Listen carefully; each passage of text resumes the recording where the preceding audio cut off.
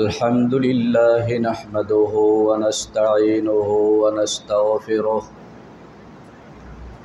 ونعوذ بالله من شرور أنفسنا ومن سيئات أعمالنا من يهده الله فلا مضل له ومن يضلله فلا هادي له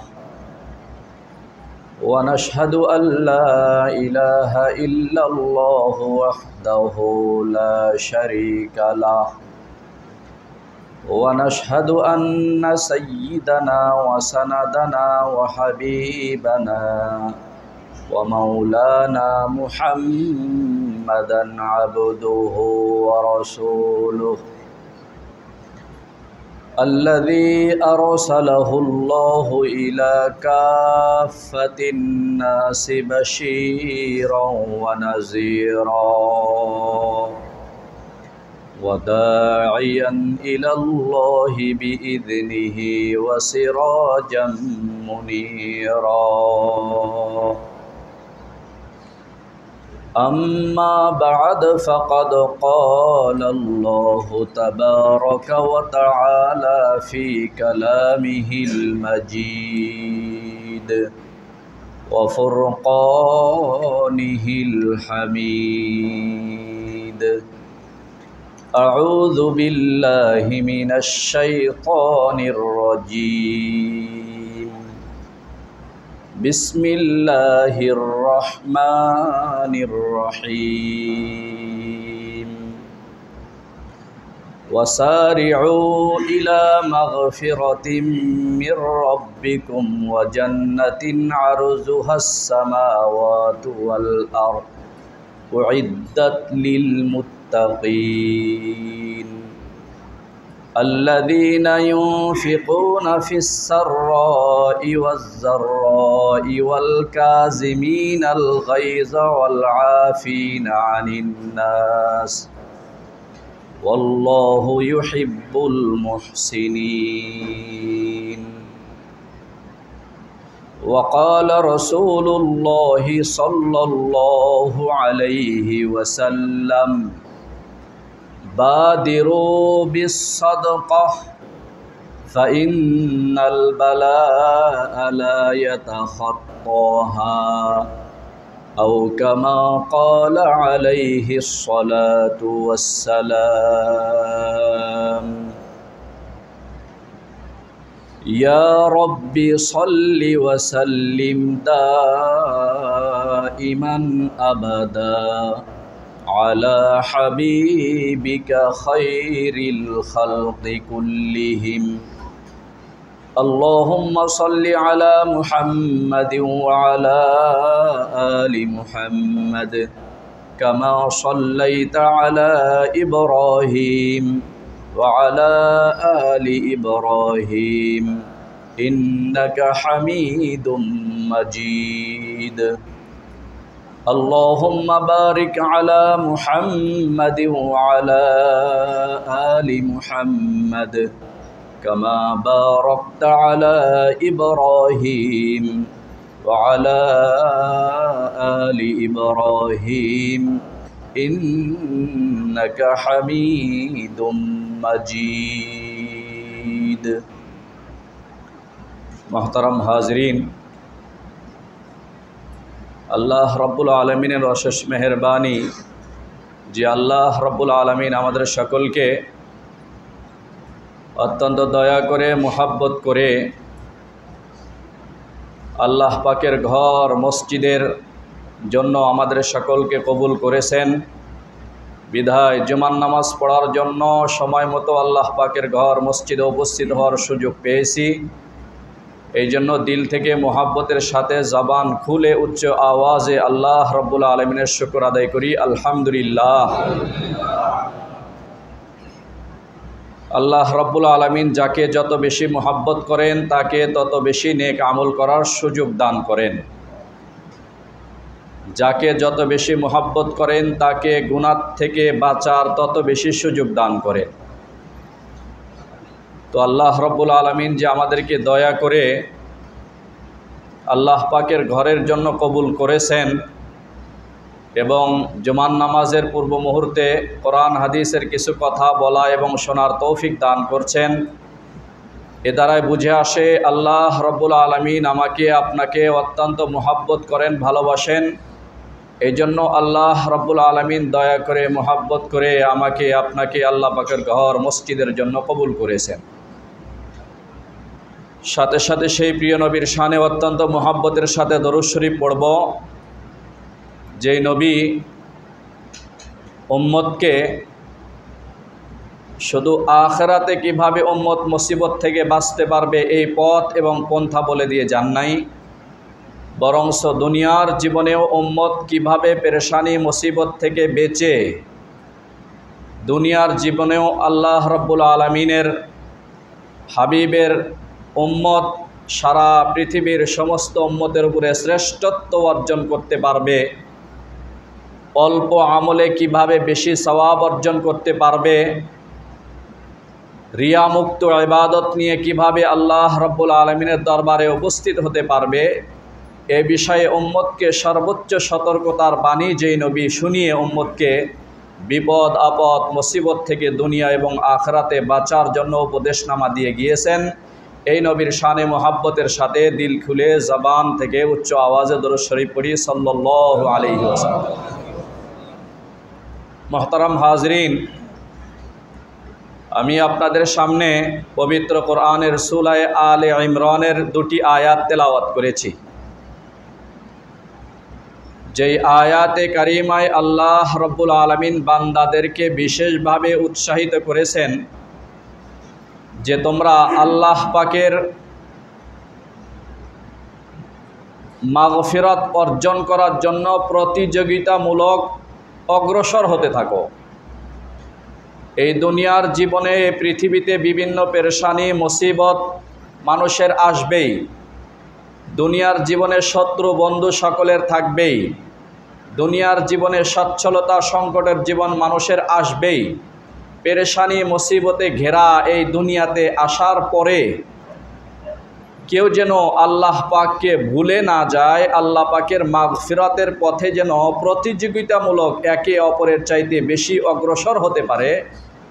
এই জন্য আল্লাহ রব্বুল আলামিন কোরআনে কারীমের তেলাওয়াতকৃত আয়াতের মাধ্যমে প্রিয় বান্দাদেরকে উৎসাহিত করেছেন, ওয়াসারিউ ইলা মাগফিরাতিন, তোমরা মাগফিরাতের দিকে প্রতিযোগিতামূলক ধাপিত হতে থাকো, অগ্রসর হতে থাকো। তো তেলাওয়াতকৃত আয়াতে যে মাগফিরাতের কথা উল্লেখ করা হলো, যে আল্লাহ পাকের খাস বান্দাদেরকে উৎসাহিত করলেন যে তোমরা মাগফিরাত অর্জন করার জন্য ধাবিত হতে থাকো, প্রতিযোগিতা করতে থাকো। সকলেই কোন পথে চললে মাগফিরাত পাওয়া যাবে সেই পথে চলতে থাকো। এই তেলাওয়াতকৃত আয়াতে মাগফিরাত শব্দের অর্থ কি, ব্যাখ্যা কি? আপনারা জানেন সমস্ত সাহাবায়ে কেরামের মধ্যে রাসূল আকরাম সাল্লাল্লাহু আলাইহি ওয়াসাল্লাম বিশেষভাবে একজন সাহাবীর জন্য দোয়া করেছিলেন আল্লাহ পাক যেন তাকে কোরআনে পাকের তাফসিরের বিশেষ জ্ঞান দান করেন। এই সাহাবীর নাম হলো হযরত আব্দুল্লাহ ইবনে আব্বাস রাদিয়াল্লাহু তাআলা। যারা আপনারা হজ করতে গিয়েছিলেন তারা দেখেছেন তায়েফে হযরত আব্দুল্লাহ ইবনে আব্বাস রাদিয়াল্লাহু তাআলা আনহুর যেখানে কবর, ওই কবরের পাশে একদম মূল রাস্তার ভিতরে লেখা আছে বাবু আব্দুল্লাহ ইবনে আব্বাস রাদিয়াল্লাহু তাআলা। এর পাশে একটা লাইব্রেরি, এর পাশে হযরত আব্দুল্লাহ ইবনে আব্বাস রাদিয়াল্লাহু তাআলা আনহুর কবর, আর সাথে অনেক সুন্দর আকর্ষণীয় ডিজাইন একটা মসজিদ। এই হযরত আব্দুল্লাহ ইবনে আব্বাস রাদিয়াল্লাহু তাআলা আনহু এক রাত্রে রাসূল আকরাম সাল্লাল্লাহু আলাইহি ওয়াসাল্লামের পাশে রাসূল সাল্লাল্লাহু আলাইহি ওয়াসাল্লামের সাথে ঘুমাইছিলেন। যেহেতু আল্লাহ নবীর স্ত্রীগণের মধ্যে একজন স্ত্রী হযরত আব্দুল্লাহ ইবনে আব্বাস রাদিয়াল্লাহু তাআলা আনহুর খালা ছিলেন, তাই খালার থেকে অনুমতি নিলেন যে আমি এক রাত্রি আপনার কাছে থাকতে চাই, আর আল্লাহর রসুলের রাত্রের আমল সম্পর্কে আমি একটু দেখতে চাই। তখন রাসূল আকরাম সাল্লাল্লাহু আলাইহি ওয়াসাল্লামের স্ত্রী উম্মুল মুমিনিন উনি এজাজত দিলেন যে আজকের রাত্রে তুমি আমাদের ঘরে থাকবে। তো হযরত আব্দুল্লাহ ইবনে আব্বাস রাদিয়াল্লাহু তাআলা আনহু খুব ছোট বাচ্চা তখন, কিন্তু এতটা সচেতন ছিল এবং বাল্যকালে রসুলের আমল সম্পর্কে এবং দ্বীনি জ্ঞান অর্জন করার বিষয়ে খুবই সজাগ দৃষ্টি তার ছিল। এই জন্য হযরত আব্দুল্লাহ ইবনে আব্বাস রাদিয়াল্লাহু তাআলা আনহু যখন অনুমতি চাইলেন, হযরত আব্দুল্লাহ ইবনে আব্বাসকে অনুমতি দেওয়া হলো। তো আল্লাহর রসুল সাল্লাল্লাহু আলাইহি ওয়াসাল্লামের পাশে ঘুমানোর পূর্বে আব্দুল্লাহ ইবনে আব্বাস রাদিয়াল্লাহু তাআলা আনহু রাত্রে একটা বদনাতে পানি ভরে রেখে দিয়েছেন এবং আল্লাহর রসুলের মেসওয়াকটাও এই বদনার পাশে রেখে দিয়েছেন। হঠাৎ করে রাত্রে যখন তাহাজ্জুদের সময় হয়ে গেল, রসুল আকরাম সাল্লাল্লাহু আলাইহি ওয়াসাল্লাম তাহাজ্জুদের জন্য উঠলেন। ওঠার পরে রাত্রের অন্ধকারে যেখানে আসলে বদনা তালাশ করা দরকার সেখানে হাত দেওয়ার সাথে সাথে দেখলেন বদনায় পানি ভর্তি অবস্থায় রাখা, মেসওয়াকটাও পাশে রেখে দেওয়া আছে। তো আল্লাহর রসুল জরুরত সেরে ওযু করে তাহাজ্জুদ নামাজ পড়লেন। পড়ার পরে জানতে চাইলেন যে আজকের এই খেদমত কে করেছে, এত সুব্যবস্থাপনা কে করে রেখেছে। তখন আল্লাহর নবীর স্ত্রী বললেন, ইয়া রাসূলুল্লাহ, আব্দুল্লাহ ইবনে আব্বাস রাত্রে আপনার আমল কি এ সম্পর্কে জানতে চাই, এই জন্য সে আমাদের ঘরে অবস্থান করেছে, আর আপনার জন্য এই খেদমত আব্দুল্লাহ ইবনে আব্বাস নিজেই করেছে। তখন রসুল আকরাম সাল্লাল্লাহু আলাইহি ওয়াসাল্লাম হযরত আব্দুল্লাহ ইবনে আব্বাস রাদিয়াল্লাহু তাআলা আনহুকে বুকে জড়ে ধরে একটা দোয়া করেছিলেন, আল্লাহুম্মা ফাক্কিহহু ফিদ্দীন ওয়া আল্লিমহু তা'ওয়িল। সহিহ বুখারী শরীফ সহ হাদিসের বিভিন্ন কিতাবে এই দোয়া উল্লেখ করা আছে। এই দোয়ার বদৌলতে হযরত আব্দুল্লাহ ইবনে আব্বাস রাদিয়াল্লাহু তাআলা আনহুর তফসিরের বিশেষ জ্ঞান আল্লাহ পাক এমনভাবে দান করেছিলেন যে সমস্ত সাহাবা একরাম, আকাবিরে সাহাবা একরাম, বড় বড় সাহাবা একরামও কোরআনে পাকের কোনো আয়াতের তফসিরের প্রয়োজন হলে এই যে আল্লাহর রসুলের থেকে বিশেষভাবে দোয়াপ্রাপ্ত সাহাবী হযরত আব্দুল্লাহ ইবনে আব্বাসের কাছে যাইতেন, যে জিজ্ঞেস করতেন যে এই আয়াতের তফসির কি হবে। যেহেতু আল্লাহ রাব্বুল আলামিনের হাবিব সাল্লাল্লাহু আলাইহি ওয়াসাল্লাম হযরত আব্দুল্লাহ ইবনে আব্বাস রাদিয়াল্লাহু তাআলা আনহুর জন্য বিশেষভাবে দোয়া করেছিলেন, তাই সাহাবা একরামের বিশেষ আস্থা ছিল যে আব্দুল্লাহ ইবনে আব্বাসের জন্য এই বিশেষ ইলম আল্লাহ পাক দান করেছেন। এই জন্য ওনাকে বলা হয় রঈসুল মুফাসসিরিন, অর্থাৎ সমস্ত তফসিরকারকগণ এবং মুফাসসিরগণের হেড হযরত আব্দুল্লাহ ইবনে আব্বাস রাদিয়াল্লাহু তাআলা। এই হযরত আব্দুল্লাহ ইবনে আব্বাস রাদিয়াল্লাহু তাআলা আনহু এই আয়াতে যে আল্লাহ পাক বললেন যে তোমরা প্রতিযোগিতামূলক মাগফিরাতের দিকে দৌড়াইতে থাকো, মাগফিরাত অর্জন করার জন্য প্রতিযোগিতা করতে থাকো, এই মাগফিরাত দ্বারাই উদ্দেশ্য হলো ইসলাম, অর্থাৎ ইসলামী শরীয়তের সব বিষয়গুলি তোমরা আমল করার জন্য একে অপরের থেকে প্রতিযোগিতা করতে থাকো যে আমি কত বেশি শরীয়ত মোতাবেক চলতে পারি। এমন নয় যে আমি তো অমুকের চাইতে অনেক ভালো, কারণ অমুক ভাই তো 5 ওয়াক্ত নামাজ পড়েন না, আমি অন্তত 1 ওয়াক্ত নামাজ পড়ি, এটা নয়। বরংস ইবাদতের ক্ষেত্রে দেখতে হবে আমার চাইতে উপরে যাদের আমল, আমার আমল তো কিছুই না, আমার আমল আরও সুন্দর করার প্রয়োজন। তো রঈসুল মুফাসসিরিন হযরত আব্দুল্লাহ ইবনে আব্বাস রাদিয়াল্লাহু তাআলা আনহু বলেন মাগফিরাত দ্বারা উদ্দেশ্য হলো ইসলাম। আর আল্লাহর রসুলের 10 বছর খিদমত করেছেন একজন সাহাবী, আপনারা সকলে নাম জানেন, হযরত আনাস ইবনে মালিক রাদিয়াল্লাহু তাআলা আনহু। উনি বলেন যে এখানে মাগফিরাত দ্বারাই উদ্দেশ্য হলো যে আল্লাহ রাব্বুল আলামিনের যত ইবাদত আছে ইবাদতের মধ্যে সর্বাধিক গুরুত্বপূর্ণ ইবাদত হলো নামাজ। এই নামাজের তাকবীরে উলা পাওয়ার জন্য তোমরা প্রতিযোগিতা করতে থাকো, অর্থাৎ আমাদের সকলেই এই প্রতিজ্ঞা থাকা দরকার যে 1 ওয়াক্ত নামাজ যেন তাকবীরে উলা ছাড়া কোনো সময় আমার না পড়ি, সব নামাজ যেন তাকবীরে উলার সাথে পড়তে পারি।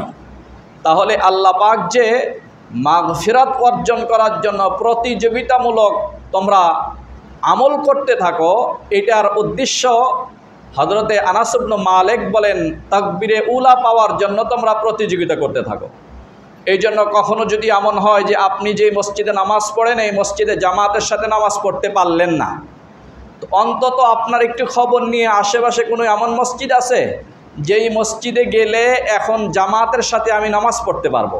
তাহলে আল্লাহ রাব্বুল আলামিনের ফজলে করমে আপনি তো জামাতের সাথে নামাজ পড়ার ফজিলত পাবেন, সাথে সাথে এতটুকু যে মেহনত করে চেষ্টা করে কদম ফেলে মসজিদ পর্যন্ত গিয়ে উপস্থিত হলেন, এই প্রতি কদমের বিনিময় আল্লাহ পাক আপনার গুনাহ মাফ করবেন এবং আপনার সম্মান আল্লাহ রাব্বুল আলামিন বৃদ্ধি করে দিবেন। এই জন্য মুহতারাম হাজরিন, একজন মুমিনের জীবনের সবচেয়ে গুরুত্বপূর্ণ বিষয় হলো তাকবীরে উলার সাথে যেন আমার প্রতি নামাজ হয়। এর জন্য অনেক আল্লাহওয়ালা মানুষকে দেখা যায়, অনেক দিনদার ভাইদেরকে দেখা যায় যে ওনারা কোথাও সফরে যাবেন, সফরে যাওয়ার পূর্বে এই প্ল্যানটা হয় যে আমাদের নামাজ কোথায় হবে, জামাতের সাথে নামাজ পড়তে পারবো কিনা। আবার অনেক দিনদার ভাইদের সাথে গাড়িতে বসার সুযোগ হয়েছে, সফর অবস্থায় অত্যন্ত বিনয়ের সাথে এই সুপারভাইজারকে আবেদন করতে থাকেন যে ভাই একটু মসজিদের সামনে থামাইলে 5 মিনিট আমরা একটু জামাতের সাথে নামাজ পড়তে পারবো।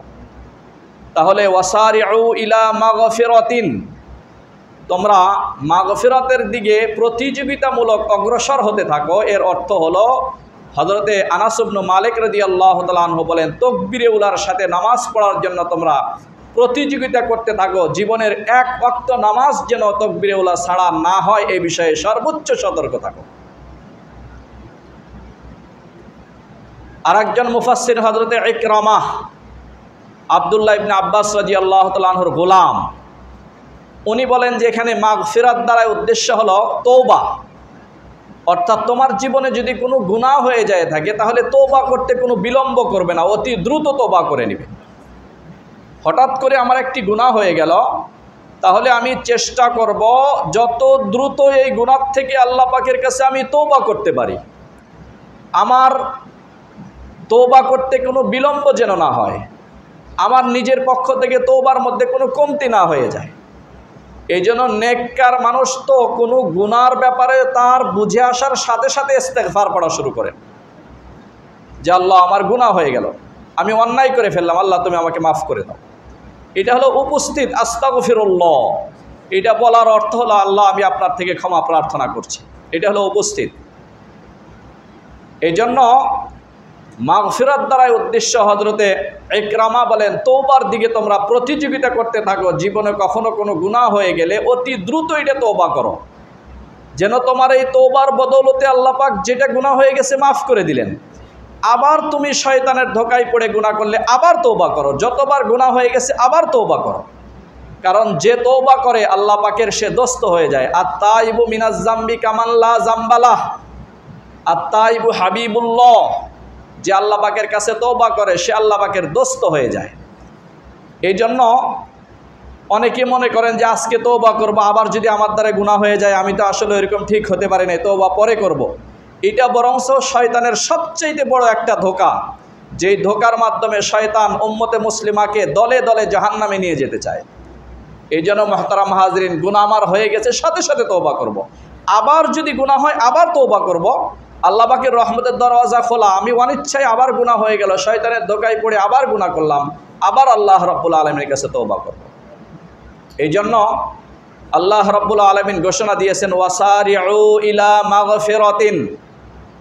মাগফিরাতিন মির রাব্বিকুম, তোমরা তোমাদের প্রতিপালকের মাগফিরাতের দিকে প্রতিযোগিতামূলক অগ্রসর হতে থাকো। তার মানে তওবার দিকে তোমরা অগ্রসর হতে থাকো। এই জন্য আল্লাহ পাকের মাগফিরাত এবং আল্লাহ পাক মাফ করে দিবেন যে সমস্ত কাজ করলে, এ সমস্ত কাজের দিকে আমাদের বেশি ধাপিত হওয়া দরকার। যে কোনো নেক আমল যার মধ্যে ছোট্ট একটা নেক আমল সওয়াব আছে, এটা অর্জন করার জন্য বেশি বেশি আমাদের ধাপিত হওয়া দরকার। ছোট্ট আমলকে ছোট্ট আমল মনে করে ছেড়ে না দেওয়া। এই জন্য কিতাবে লেখা আছে, একজন আল্লাহর ওলির আমলের কথা লেখা আছে, উনি বাঁশের কলম দিয়ে, এই কালি দিয়ে, দত কলম দিয়ে একযুগে লেখার সিস্টেম ছিল, আপনারা অনেকে জানেন, বাঁশের কলম দিয়ে লিখতেছিলেন। তো এমন সময় হঠাৎ করে একটা মাছি এসে বাঁশের কলমের মাথার উপরে বসলো। তখন আল্লাহর ওলি চিন্তা করলেন এই যে মাসিটা এখানে বসলো, হয়তোবা তার কোনো পিপাসা, পানির পিপাসার কারণে সে এখানে বসেছে। তো কিছু সময় উনি লেখার কাজটাকে বন্ধ রেখে, এই মাসি যতক্ষণ পর্যন্ত এখানে বসা ছিলেন ততক্ষণ পর্যন্ত লেখাটা বন্ধ রেখে ধরেছিলেন কলমটা। যখন মাসি স্বেচ্ছায় এখান থেকে চলে গেল, তখন উনি আবার নতুন করে লেখা শুরু করলেন। এভাবে উনি ওনার জীবন শেষ হয়ে গেলে দুনিয়ার থেকে চলে গেছেন। এন্তেকালের পরে ওনার সাথে ওনার কোনো ঘনিষ্ঠ বন্ধু আল্লাহওয়ালা মানুষের সাক্ষাৎ হলো। তখন উনি স্বপ্নযোগে জিজ্ঞাসা করলেন যে, আল্লাহ পাক আপনার সাথে কি মুআমালা করেছেন? আপনার আল্লাহ পাক, আপনি সারা জিন্দেগি যে আমল করেছেন, কোনো আমল কি এমন আছে যে আমলের উসিলায় আল্লাহ পাক আপনাকে মাফ করে দিয়েছেন, না আপনি জাহান্নামের শাস্তি ভোগ করছেন? তখন বললেন, আল্লাহ রাব্বুল আলামিন, আমার ওই ছোট্ট একটি আমল আমি লিখতেছিলাম, একটা মাসি এসে আমার কলমের উপরে বসলো, আমি এই কলমটাকে স্থির রেখে একটু পরে লেখা শুরু করে দিয়েছি। আল্লাহ পাকের মাখলুকের প্রতি এতটুকু দয়া, মায়া, ভালোবাসার উসিলায় আল্লাহ পাক আমার জীবনের সমস্ত গুনাহগুলিকে মাফ করে দিয়েছেন। এই জন্য মুহতারাম হাজরিন, ছোট্ট আমলকে কখনো ছোট মনে করে ছেড়ে দেওয়া যাবে না। এই জন্য যেই কাজে আল্লাহ পাক সন্তুষ্ট হবেন, যেটা নেকির কাজ, যেটা আল্লাহ পাকের সন্তুষ্টির পথ, এই পথে আমাকে আপনাকে অতি দ্রুত অগ্রসর হতে হবে। গুনার কাজ টোটাল বন্ধ করে দিতে হবে। এরপরে আল্লাহ রাব্বুল আলামিন বললেন, ওয়া জান্নাতিন আরজুহাস সামাওয়াতু ওয়াল আরদ, এবং তোমরা আল্লাহ পাকের জান্নাতের দিকে ধাপিত হতে থাকো। আল্লাহ পাকের জান্নাত অর্জন করার জন্য আল্লাহ পাকের সন্তুষ্টির পথে তোমরা চলতে থাকো। আরজুহাস সামাওয়াতু ওয়াল আরদ, যে জান্নাত পুরা আসমান জমিনকে বেষ্টন করে রেখেছে। মুহতারাম হাজরিন, আপনারা সকলেই জানেন আল্লাহ রাব্বুল আলামিন নেককার মানুষের জন্য জান্নাতকে প্রস্তুত করে রেখেছেন। এই আয়াতের শেষ অংশে আল্লাহ রাব্বুল আলামিন বলেন, উইদ্দাত লিল মুত্তাকিন। এই জান্নাতকে আল্লাহ রাব্বুল আলামিন মুত্তাকি মানুষের জন্য প্রস্তুত করে রেখেছেন, নেককার বান্দাদের জন্য। জান্নাতের অবস্থান হলো সপ্তম আসমান। এই যে প্রথম আসমান, দ্বিতীয় আসমান, তৃতীয় আসমান, এইভাবে সপ্তম আসমানটা হবে জান্নাতের ফ্লোর, সপ্তম আসমান। আর আল্লাহ পাকের আরশ হবে জান্নাতের ছাদ। এই সপ্তম আসমানের উপরে আল্লাহ পাক জান্নাত রেখে দিয়েছেন। এই জান্নাতের ছাদ হলো আল্লাহ পাকের আরশ, আর সপ্তম আসমানটা হলো আল্লাহ পাকের এই জান্নাতের ফ্লোর। এই জায়গায় হলো জান্নাত। এই জান্নাতকে অর্জন করার জন্য আল্লাহ পাকের দিকে বেশি বেশি ধাপিত হওয়ার জন্য আল্লাহ রাব্বুল আলামিন এই কোরআনে কারীমের আয়াতের মাধ্যমে বান্দাকে উৎসাহিত করলেন, জান্নাতের পথে তোমরা চলতে থাকো, জান্নাতের পথে, জাহান্নামের পথে নয়। আল্লাহ পাক যেভাবে চলতে বলেছেন, যেই পথে, এই পথে চলা হলো জান্নাতের পথে চলা। যেই পথ চলতে আল্লাহ পাক নিষেধ করেছেন, এই পথে চলা হলো জাহান্নামের পথে চলা। তাহলে জান্নাত অর্জন করার পথে আল্লাহ রাব্বুল আলামিন চলার কথা বলেছেন, এর অর্থ হলো তোমরা আল্লাহ পাকের সন্তুষ্টির পথে চলতে থাকো, জান্নাতের পথে চলতে থাকো। তাহলে বুঝে আসে, আমি নামাজের জন্য মসজিদের দিকে আসছি, তো আমাকে যদি কেউ জিজ্ঞাসা করে আপনি কোথায় যাচ্ছেন, আমি মসজিদে যাচ্ছি। তো আমি মসজিদে যাচ্ছি মানে হলো আমি আল্লাহ পাকের জান্নাতের পথে রওনা দিয়েছি।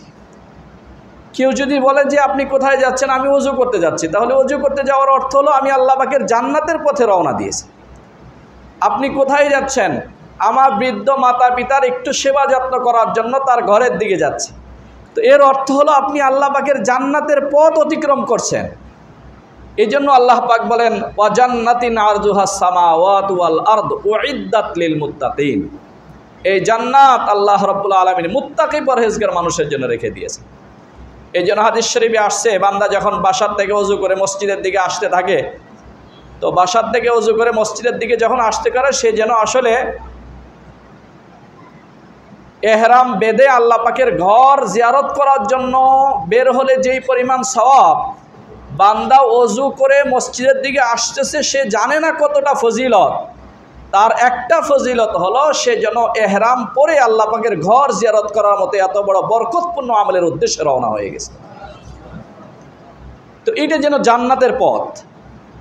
আমি রাস্তায় দাঁড়িয়ে আছি, একজন মানুষ একটু কষ্ট হইতেছে, আমি একটু একটা রিক্সা চালক, ভ্যান চালক তার মাল নিয়ে সে সহজে যাইতে পারে না, বা একজনের রিক্সার থেকে একটা সামানা পড়ে গেল, আমি একটু হালকা কষ্ট করে তাকে উঠাইয়া দিলাম, তার কষ্ট হইতেছে, একজনকে একটু ধাক্কা দিয়ে রিক্সাটা সচল করে দিলাম।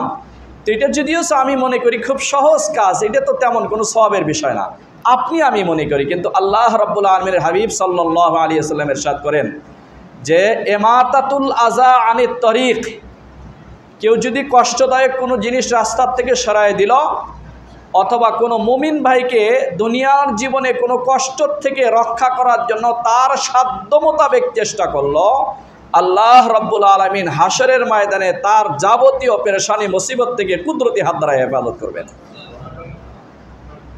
এই জন্য মহতারাম হাজরিন, আল্লাহ পাকের জান্নাতের দিকে অগ্রসর হওয়ার জন্য আল্লাহ পাক বান্দাদেরকে উৎসাহিত করেছেন। আর এই জান্নাতকে আল্লাহ পাক মুত্তাকি পরহেজগারের জন্য প্রস্তুত করে রেখেছেন। এখন মুত্তাকি কাদেরকে বলা হবে? পরবর্তী আয়াতের মধ্যে আল্লাহ পাক মুত্তাকি পরহেজগারের বিশেষভাবে 4টি গুণ উল্লেখ করেছেন। তার মধ্যে সর্বপ্রথম গুণ হলো আল্লাযীনা ইউনফিকুনা ফিস-সাররাই ওয়াজ-যাররা, যারা সচ্ছলতার অবস্থায় হোক। মুমিনের প্রথম গুণ, যাদের জন্য আল্লাহ পাক জান্নাতকে প্রস্তুত করে রেখেছেন, প্রথম গুণ হলো আল্লাযীনা ইউনফিকুনা ফিস-সাররাই ওয়াজ-যাররা, যারা সচ্ছল অবস্থায় অসচ্ছল অবস্থায় সর্ব অবস্থায় সাধ্য মোতাবেক আল্লাহ পাকের রাস্তায় দান করবে, খরচ করবে। এই হলো সর্বপ্রথম মুমিনের গুণ, এই আয়াতের মধ্যে আল্লাহ পাক উল্লেখ করেছেন। আমি তো মনে করি আমি কোটি কোটি টাকার মালিক হইলে, কোটি কোটি টাকার মালিক যদি আমি হই, তাহলে আমি আল্লাহ পাকের রাস্তায় অনেক দান করতাম। কিন্তু আমি 10 টাকার মালিক, তো আমি আল্লাহ পাকের রাস্তায় কি করব দান? যার কোটি কোটি টাকার মালিক যে, সে তার অবস্থান থেকে যদি 1 কোটি টাকা খরচ করে, তার অবস্থান থেকে খরচ করে যেই পরিমাণ সওয়াব পাবে, আমি আমার অবস্থান থেকে হালাল উপার্জন 10 টাকার থেকে 1 টাকা খরচ করলাম, আল্লাহ পাক আমাকে সেই পরিমাণ সওয়াব দান করবেন। কারণ তার কাছে 1 কোটি টাকার যেই মূল্য, আমার কাছে 1 টাকার একই মূল্য। আমি 1 টাকা আমার বহু কষ্টে আমি এটাকে হালালভাবে উপার্জন করেছি, আর একজনে কোটি কোটি টাকা আছে, সে খরচ করছে। তাহলে আমার টাকা অর্থ সম্পদ কম, তাই কি আমি এই ফজিলত অর্জন করতে পারবো না? না, অবশ্যই আমি এই ফজিলত অর্জন করতে পারবো। আল্লাহ পাক আমাকে যেই অবস্থানে রেখেছেন, এই অবস্থান থেকে আমি চেষ্টা করব। এই জন্য রসুল আকরাম সাল্লাল্লাহু আলাইহি ওয়াসাল্লামের এক হাদিসে রসুল আকরাম সাল্লাল্লাহু আলাইহি ওয়াসাল্লাম ইরশাদ করেন, বাদিরু বিস-সাদকাহ, তোমরা সদকা, প্রতিযোগিতামূলক সদকা করতে থাকো। অর্থাৎ আমার কাছে 10 টাকা আছে, আমি 1 টাকা সদকা করলাম। শরীয়ত বলে নাই আপনার কাছে 10 টাকা আছে 10 টাকাই সদকা করে দেন, এইটা শরীয়ত কখনো বলে নাই। 10 টাকা আছে, আপনি সেখান থেকে 1 টাকা আল্লাহ পাকের সন্তুষ্টির জন্য সদকা করুন। যার কাছে 5 টাকা আছে, সে সেখান থেকে তার সাধ্য মোতাবেক সদকা করবে। এভাবে সকলেই সদকাতে অংশগ্রহণ করো। ফাইনাল বালা লা ইয়াতাখাত্তাহা, কারণ সদকা যখন করে তখন এই বান্দার সামনে আল্লাহ পাকের কুদরতি একটা প্রাচীর, অদৃশ্যভাবে একটা প্রাচীর তার সামনে দাঁড়িয়ে যায়। এই প্রাচীর টপকিয়ে কখনো মুসিবত তার কাছে আসতে পারে না। হাদিস শরীফের কথা, ফাইন্নাস সাদকাতা লা ইয়াতাখাত্তাহা, আপনি দান করলেন আপনার সাধ্য মোতাবেক, এটার বিনিময় আল্লাহ পাক দুনিয়াতে যা দিবেন, আপনার সামনে অদৃশ্যের একটা প্রাচীর আল্লাহ পাক দাঁড় করিয়ে দিবেন। আপনার কোনো মুসিবত পেরেশানি এই প্রাচীর টপকি আপনার কাছে আসতে পারবে না। আল্লাহর রসুল হাদিস শরীফে বলেছেন, যার জিন্দেগিতে মিথ্যা কথার কোনো রেকর্ড নাই, রসুলের দুশ্মন যারা ছিলেন তারাও কখনো আল্লাহ রসুল জীবনে মিথ্যা কথা বলেছেন এমন কথা বলতে পারে নাই। এই জন্য মহতারাম হাজরিন, অনেক আল্লাহওয়ালা মানুষকে দেখা যায় যে কোনো মুসিবতের কথা শুনলেই সর্বপ্রথম 2 রাকাত নফল নামাজ পড়ে আল্লাহ পাকের কাছে দোয়া করেন, আল্লাহ এই আসন্ন মুসিবত যার খবর আমি পাইলাম, আপনি দয়া করে এর থেকে আমাকে হেফাজত করেন। দ্বিতীয় নম্বর হলো, তার কাছে যতটুকু অর্থ আছে সাধ্য মোতাবেক কিছু সদকা করেন। কেন? এই সদকার বিনিময় আল্লাহ রাব্বুল আলামিন তাকে সমস্ত মুসিবত থেকে আল্লাহ পাকের কুদরতি হাত দ্বারা হেফাজত করবেন। আল্লাহ নবী নিজেই ইরশাদ করেছেন। এক হাদিসে রাসূল আকরাম সাল্লাল্লাহু আলাইহি ওয়াসাল্লামের হাদিস, সহিহ বুখারী মুসলিমের হাদিস আছে, আল্লাহর নবীর স্ত্রীগণ আল্লাহর নবীর কাছে একবার জানতে চাইলেন, ইয়া রাসূলুল্লাহ আইয়ুনা আসরাউ বিকা লুহুকান, আপনার ইন্তেকালের পরে আপনার স্ত্রীদের মধ্যে সর্বপ্রথম কে দুনিয়ার থেকে চলে যাবে? আল্লাহর নবীর স্ত্রীগণ জানতে চাইলেন, ইয়া রাসূলুল্লাহ আপনার ইন্তেকালের পরে আমরা স্ত্রীদের মধ্যে সর্বপ্রথম কে দুনিয়ার থেকে চলে যাবে? তখন রাসূল সাল্লাল্লাহু আলাইহি ওয়াসাল্লাম জবাবে বললেন, আতওয়ালুকুন্না ইয়াদান, যার হাত লম্বা হবে সে আমার ইন্তেকালের পরে আমার স্ত্রীদের মধ্যে সর্বপ্রথম ইন্তেকাল করবে। হযরত আয়েশা সিদ্দিকা বলেন, আমরা স্ত্রীরা সবাই মিলে একটা লাঠি নিলাম, বড় লাঠি নেওয়ার পরে সমস্ত স্ত্রীদের হাত মাপলাম, মাপার পরে দেখি হযরতে সাউদা রাদিয়াল্লাহু তাআলা আনহার হাত অনেক লম্বা। আমরা সকলেই নিশ্চিত হলাম, ব্যাখ্যা আল্লাহর নবীকে জিজ্ঞেস করি নাই যে ইয়া রাসূলুল্লাহ হাত লম্বা হওয়ার অর্থ কি। তো সকলেই দেখলাম যে হযরতে সাউদার হাত হলো সমস্ত স্ত্রীদের হাতের চাইতে লম্বা। আমরা নিশ্চিত হয়ে গেলাম আল্লাহ রসুলের স্ত্রী হযরতে সাউদা সর্বপ্রথম দুনিয়ার থেকে যাবেন আল্লাহর নবীর ইন্তেকালের পরে। কিন্তু অপেক্ষা করতে করতে করতে করতে আল্লাহর নবীর ইন্তেকাল হয়ে গেল। পরে আল্লাহর নবীর স্ত্রীদের মধ্যে সর্বপ্রথম হযরতে সাউদার ইন্তেকাল না হয় হযরতে যায়েনব রাদিয়াল্লাহু তাআলা আনহার ইন্তেকাল হলো।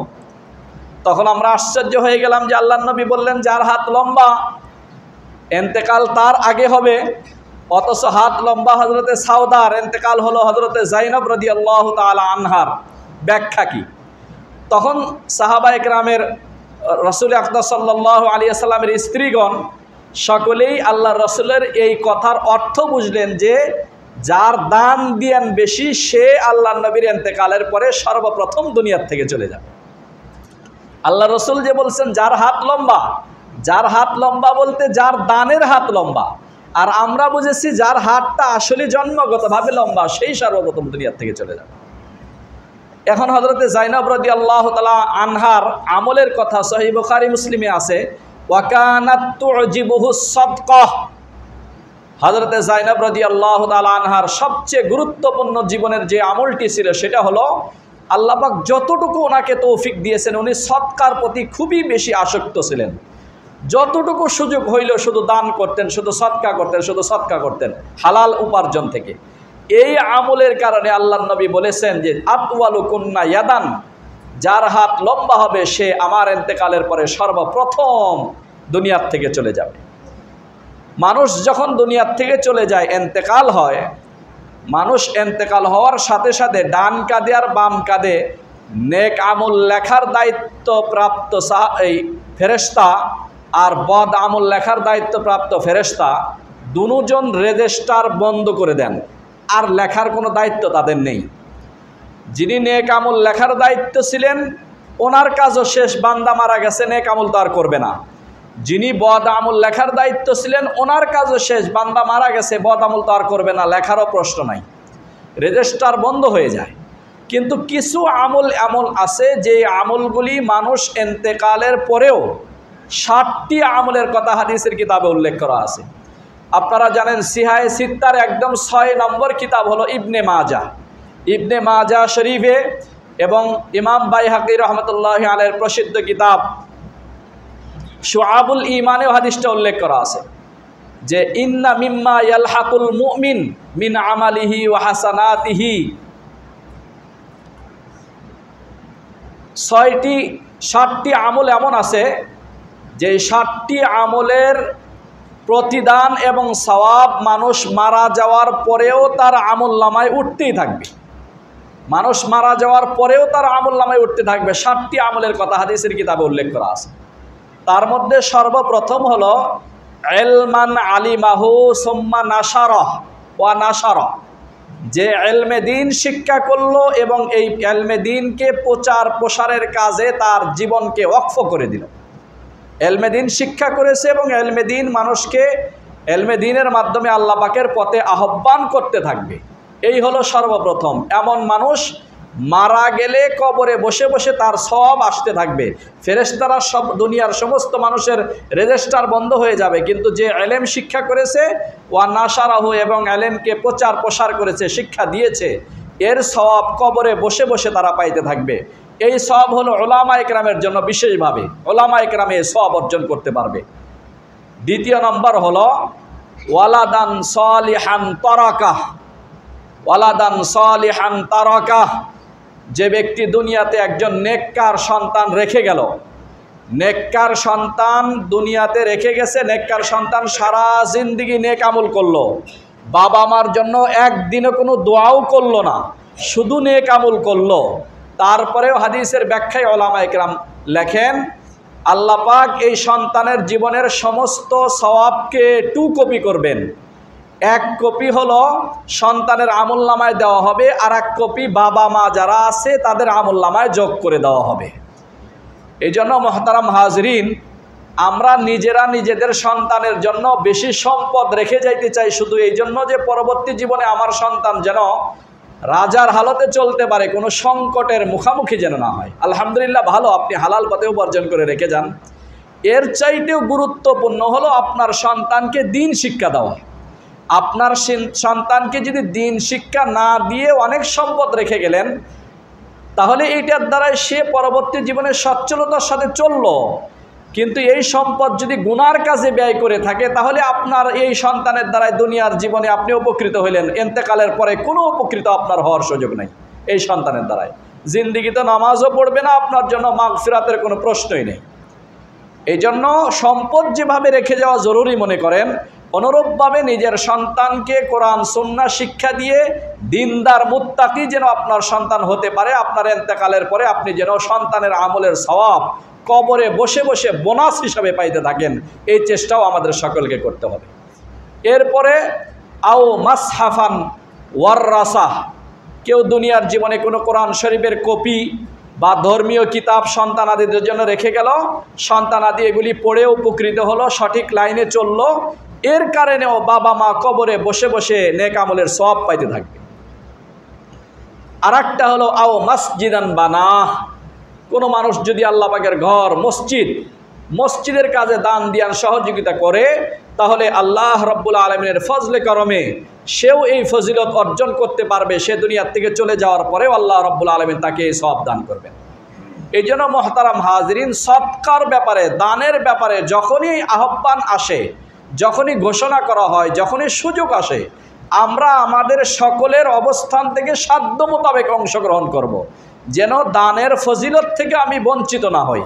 আমার অনেক নাই, আমার যতটুকু আছে আমি অতটুকু অংশগ্রহণ করব, শরীক হব। আল্লাহ রাব্বুল আলামিন যেন আমাদের সকলকে এই দান সৎকার ফজিলত অর্জন করে দুনিয়া এবং আখিরাতে সকল প্রকার পেরেশানি মুসিবত থেকে সুরক্ষিত জীবন দান করেন।